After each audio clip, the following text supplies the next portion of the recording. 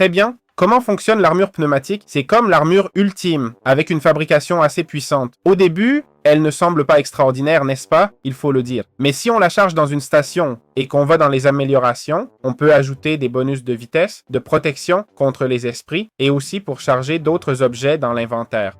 Un aimant pour ramasser les objets à plus grande distance. L'amélioration de vol pour planer. Radiation, volume, etc. Plus d'armure, plus de durabilité, et ainsi de suite.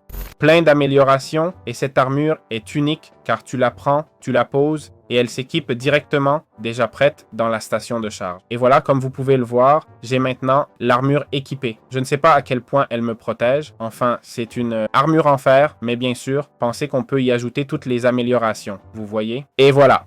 On peut maintenant utiliser notre armure Pneumatic Craft. C'est comme ça que ça marche. Comme ce gadget, il y en a beaucoup d'autres dans Pneumatic Craft qu'on ne va pas aborder, d'accord? Mais il y a plein de choses intéressantes, hein? Comme un anti-spawner, par exemple. On peut l'utiliser pour créer un spawner pressurisé qui peut faire apparaître des mobs en utilisant la pression. Donc attention, il est possible de créer des tourelles, de faire des postes de sécurité, d'accord? Des capteurs universels. On voit plein d'améliorations, n'est-ce pas? Et quelques autres trucs en plus qui, bon, ne sortent pas trop du lot, mais c'est intéressant. Donc voilà, c'est aussi simple que ça, d'accord? C'est comme ça qu'on peut utiliser le mode Pneumatic Craft. Avec ça, je considère tout comme expliqué. Évidemment, le mode Pneumatic Craft peut être poussé beaucoup plus loin, surtout avec la programmation des drones et tout ça, mais je ne veux pas non plus vous torturer, d'accord? Ceux qui sont vraiment intéressés peuvent chercher plus d'infos par eux-mêmes. Au final, je comprends que c'est un aspect si technique que certains ne s'y intéresseront même pas, n'est-ce pas? Connaître les bases suffit. Pas besoin de passer des heures à apprendre